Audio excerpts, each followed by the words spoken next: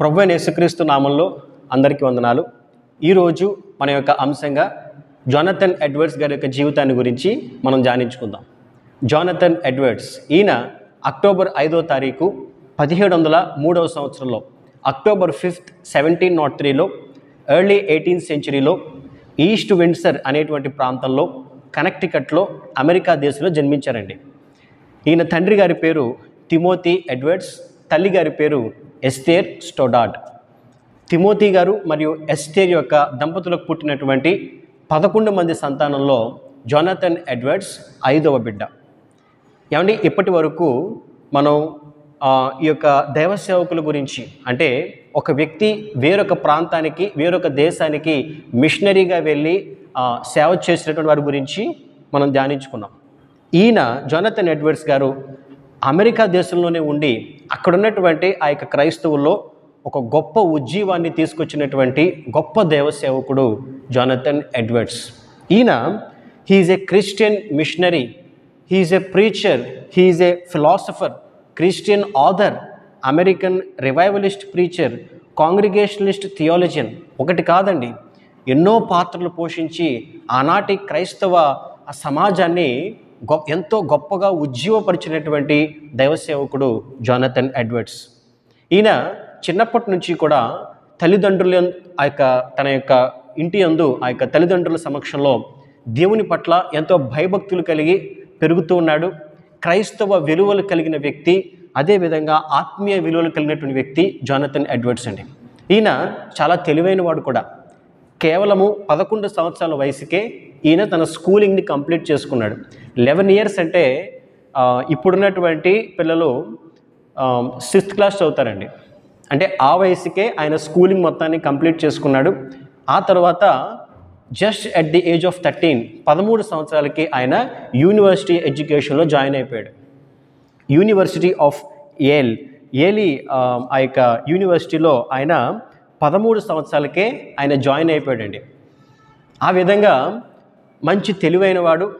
ఈయనకి చిన్నప్పటి నుంచి కూడా సైంటిఫిక్ రీసెర్చెస్ మీద చాలా ఇంట్రెస్ట్ ఉండేదండి. అంటే ఒక న్యూటన్ లాగా గొప్ప సైంటిస్ట్ అవ్వాలి, కొత్త వాటిని రీసెర్చ్ చేసి కనిపెట్టాలి అని చెప్పి ఆయన ఎంతో ఆసక్తిగా ఉంటూ ఉండేవాడు. ఫిజిక్స్లో ఆప్టిక్స్ అనేటువంటి టాపిక్ మీద, ఇంకా రకరకాల టాపిక్స్ మీద సైంటిఫిక్ రీసెర్చ్ చేయడం అంటే ఈయనకి ఎంతో ఆసక్తి. ఈయన కుటుంబం దగ్గరికి వస్తే ఈయన తండ్రి గారు, ఈయన తాతగారు వీరందరూ కూడా గొప్ప దైవ సేవకులుగా, సువార్థికులుగా ఉన్నారండి. వీరిదొక పాస్టోరియల్ ఫ్యామిలీ, అందరూ కూడా దైవ సేవకుల కుటుంబం అన్నమాట. ఈయనకి కూడా చిన్నప్పటి నుంచి దేవుని వాక్యాన్ని ధ్యానిస్తూ సువార్త భారం కలిగి ఈయన జీవిస్తూ ఉండేవాడండి. 13 సంవత్సరాలకే యూనివర్సిటీ ఎడ్యుకేషన్లో జాయిన్ అయ్యాడు. 17 సంవత్సరాలకే తన యొక్క యూనివర్సిటీ ఎడ్యుకేషన్ని కంప్లీట్ చేసుకున్నాడు. ఇంత తెలివైనటువంటి జోనథన్ ఎడ్వర్డ్స్ గారు ఎంతో నాలెడ్జ్ ఉంది, చక్కగా చదువుకున్నారు. సైన్స్ పట్ల ఎంతో ఆసక్తి ఉన్నప్పటికీ దేవుని పట్ల ఆయనకున్నటువంటి ఆ యొక్క భయభక్తులను బట్టి, ప్రేమను బట్టి, సువార్త భారాన్ని బట్టి ఆయన దేవుని యొక్క పరిచర్యలోనికి ఆయన రావడం జరిగిందండి.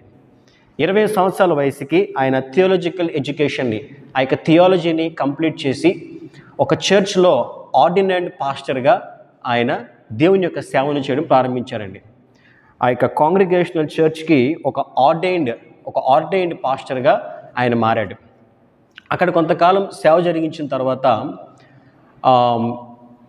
ఆనాటి దీని యొక్క తాతగారు అయినటువంటి సొలొమన్ స్టోడాడ్ ఆనాడు అమెరికా దేశంలోనే one of the biggest church అయినటువంటి చర్చ్ ఆఫ్ నార్త్ హ్యాంప్టన్, మెసచెట్స్ ప్రాంతంలో ఉన్నటువంటి చర్చ్ ఆఫ్ నార్త్ హ్యాంప్టన్ని వీరి తాతగారు అయినటువంటి సొలొమన్ స్టోడాడ్ నడిపిస్తూ ఉన్నారు.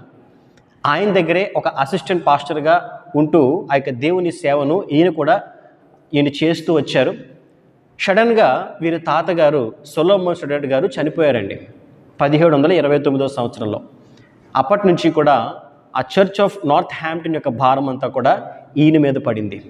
చిన్న వయసులోనే పెద్ద భారాన్ని ఈయన వేసుకుని ఆ యొక్క సంఘాన్ని ముందుకు నడిపిస్తూ ఉన్నారండి.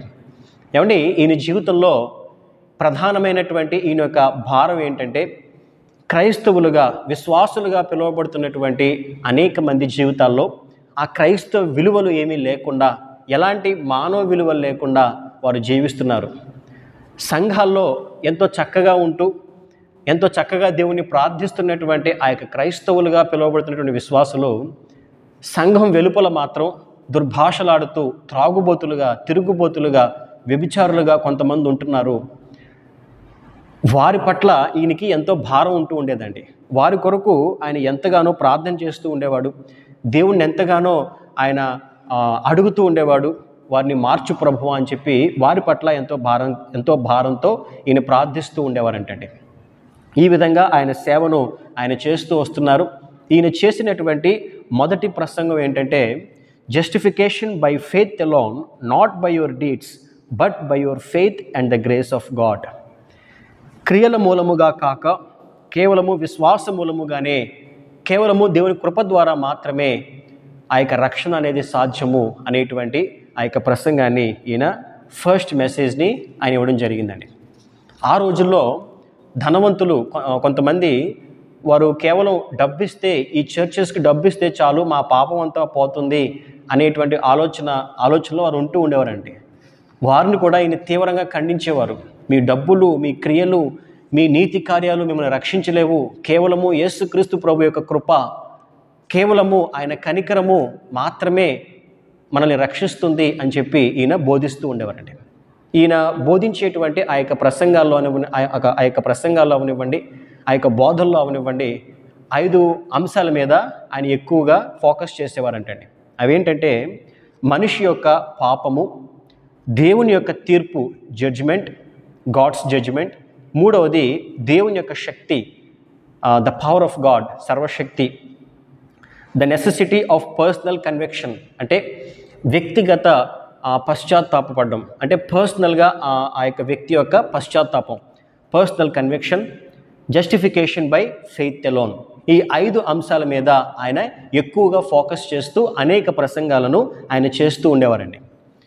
సో ఈ విధంగా ఆయన ముందుకు వెళ్తూ ఉన్నాడు, దేవుణ్ణి ప్రార్థన చేస్తున్నాడు. కానీ ఆ సంఘంలో, ఆ యొక్క చర్చ్ ఆఫ్ నార్త్ హ్యాంప్టన్, ఆ యొక్క చర్చ్లో ప్రజల్లో ఎలాంటి మార్పు ఆయన గమనించట్లేదు. ఎలాంటి మార్పు ఆయన చూడలేకపోతున్నాడు. ఇలా ఉంటున్నారని చెప్పి ఆయన ఏం చేశాడంటే, కమ్యూనియన్ విషయంలో ఆయన ఒక మాటను, ఒక బలమైనటువంటి మాటను ఆయన అనౌన్స్ చేశారండి. ఏమనంటే, మీరు మారినట్టుగా మీ సాక్ష్యాన్ని చెప్పగలిగితే అప్పుడు మీరు ముందుకు రండి, మీకు కమ్యూనియన్ ఇస్తాను. లేకపోతే ముందుకు రాకండి.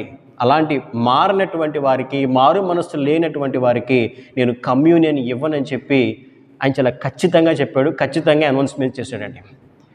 ఈయన బోధలకు, ఈయన ప్రసంగాలకు, ఈయన క్రమశిక్షణకు తట్టుకోలేకపోయారు ఆనాడు ఆ యొక్క సంఘ విశ్వాసులు. వీళ్ళందరూ ఆ యొక్క సంఘానికి సంబంధించిన ఆ యొక్క పెద్దలందరూ కలిసి ఏం చేశారంటే, ఈయన తట్టుకోలేకపోతున్నాం మనం అని చెప్పి ఈయన్ని మరొక చోటికి ట్రాన్స్ఫర్ చేయాలని వారు నిర్ణయం తీసుకున్నారండి. ఆ రోజుల్లో class A parish, B class parish, C class parish అని చెప్పి క్లాసెస్ కింద డివైడ్ అయి ఉండేవండి. ఈయన సేవ చేస్తున్నటువంటి ఈ యొక్క చర్చ్ ఆఫ్ నార్త్ హ్యాంప్టన్, ఆ యొక్క మెసచ్యూసెట్స్ ప్రాంతంలో ఉన్నటువంటి ఈ చర్చ్ క్లాస్ ఏ చర్చ్ అనమాట. అమెరికా దేశంలో ఆ రోజుల్లో one of the biggest church. అక్కడి నుంచి వీళ్ళు ఏం చేశారంటే, ఒక పల్లెటూరికి క్లాస్ సి చర్చ్కి ఈయన్ని ట్రాన్స్ఫర్ చేసేసారండి.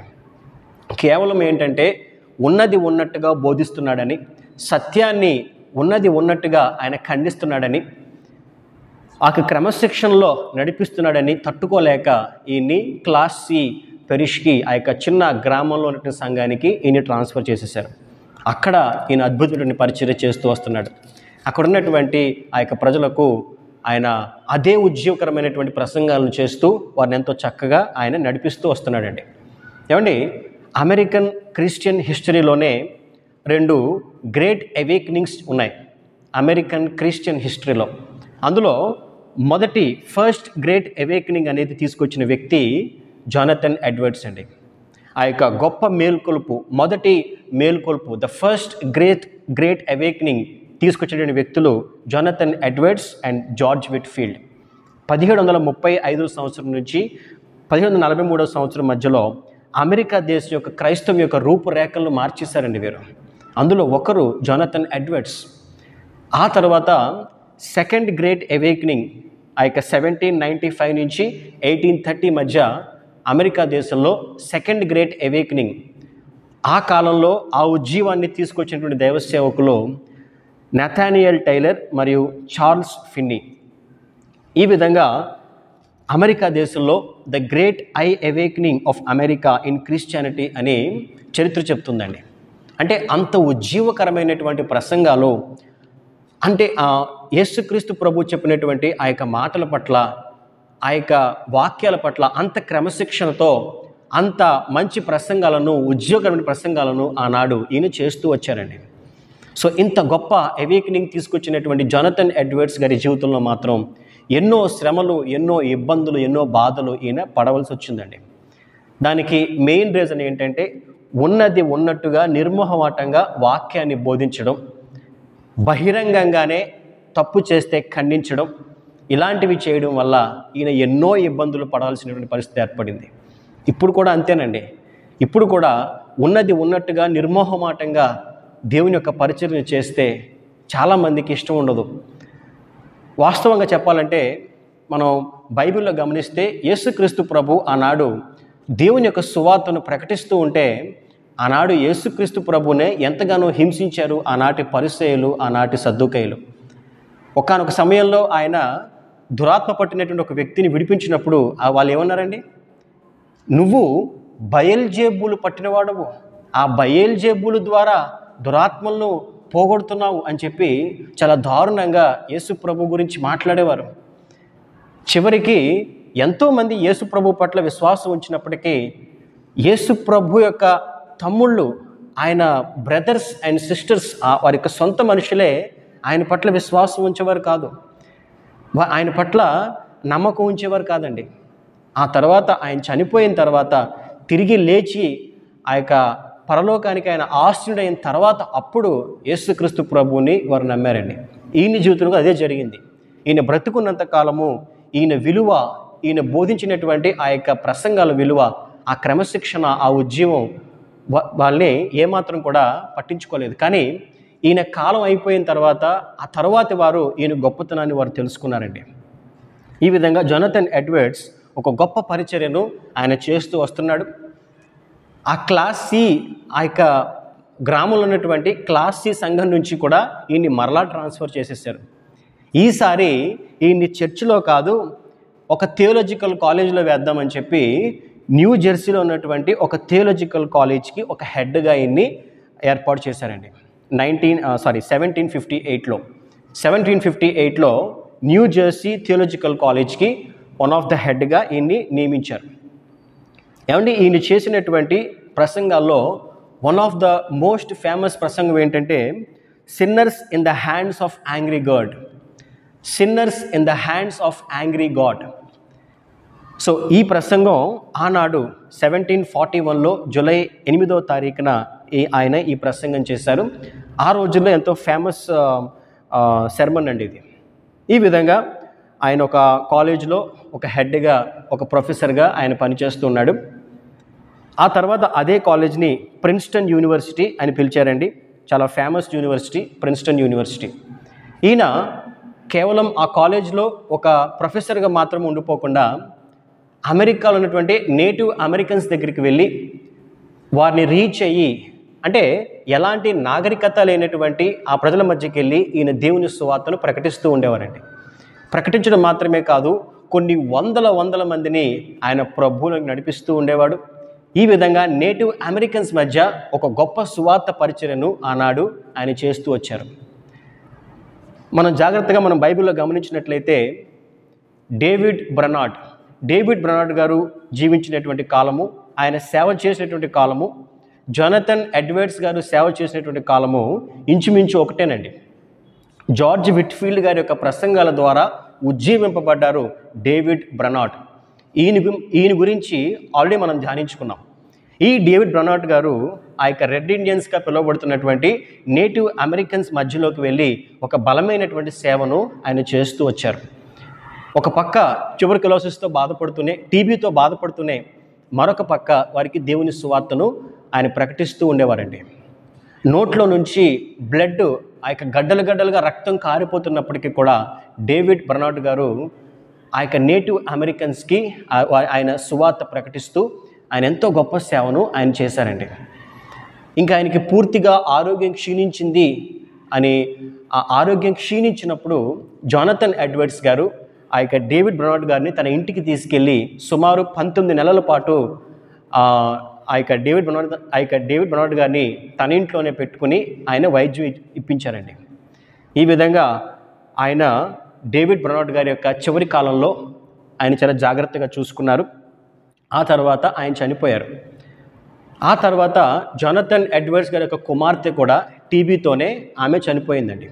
కానీ ఈయన మాత్రం దేవుని యొక్క పరిచర్యను ఆపలేదు. ఆ నేటివ్ అమెరికన్స్ మధ్యకు వెళ్ళి బర్నార్డ్ గారు చేసినటువంటి ఆ యొక్క పరిచర్యను ఈయన మరలా కొనసాగిస్తూ ఉండేవారండి. ఆ నేటివ్ అమెరికన్స్ మధ్యలోకి వెళ్ళి అనేక గ్రామాల్లోకి, ఆ యొక్క ట్రైబ్స్లోకి వెళ్తూ వారికి సత్య సువార్తను ఆయన ప్రకటిస్తూ వచ్చారు.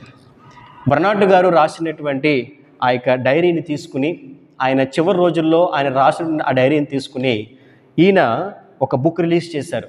అదేంటంటే life history of David Barnard by Jonathan Edwards.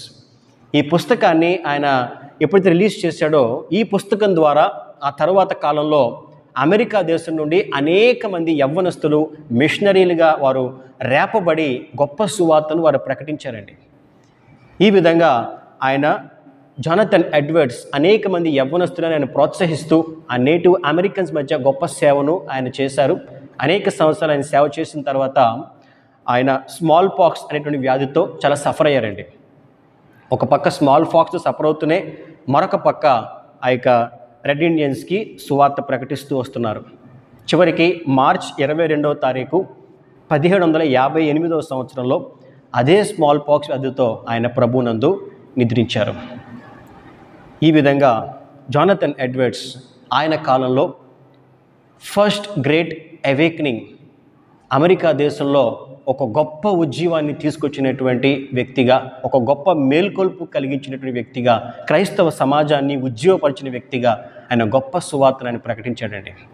ఈయన బ్రతుకున్నప్పుడు క్యాల్వినిజం అనేటువంటి సిద్ధాంతాన్ని ఈయన సమర్థించేవారు.